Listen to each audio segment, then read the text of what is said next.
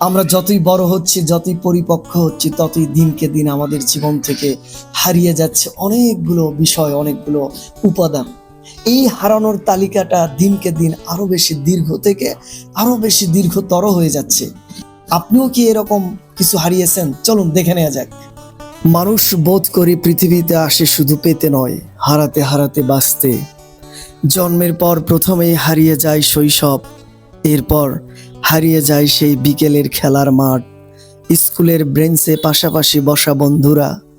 বড় হতে হতে হারিয়ে যায় সরলতা, হারিয়ে যায় অন্ধবিশ্বাস, আর এক সময় হারিয়ে যায় নির্ভরতার হাসিটাও। তারপর মানুষ হারাতে থাকে মানুষ। কেউ ইচ্ছে করে ছেড়ে চলে যায়, কেউ পাশে থেকেও ধীরে ধীরে অচেনা হয়ে যায়, কেউ মৃত্যুর কারণে হারিয়ে যায়, আবার কেউ বেঁচে থেকেও দূরত্বের দেয়ালে হারিয়ে যায়। আমরা কত শক্ত করে মানুষকে, সম্পর্কে, মুহূর্তগুলোকে আঁকড়ে ধরে রাখতে চাই, তবুও সময়ের কাছে সব কিছুই একদিন আঙ্গুলের ফাঁক গলে সরে যায়। আমরা ভাবি জীবনে অনেক কিছু অর্জন করছি, অথচ সত্যি বলতে আমরা শুধু হারানোর তালিকাটাই দীর্ঘ করছি। নতুন জামা একদিন পুরনো হয়ে যায়, নতুন সম্পর্কেও সময়ের ধুলো জমে, আর যত্নে সাজানো স্বপ্নগুলোও একদিন নীরবে ভেঙে পড়ে।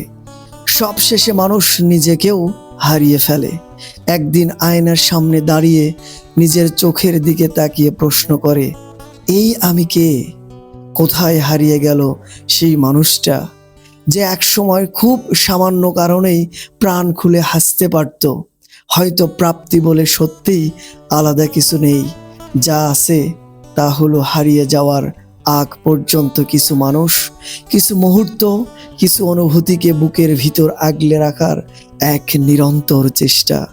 আর সেই চেষ্টার নামই হয়তো জীবন। হারাতে হারাতে একটা সময় আমরা নিজেরাই হারিয়ে যাব, অজানা এক জগতে পাড়ি জমাবো।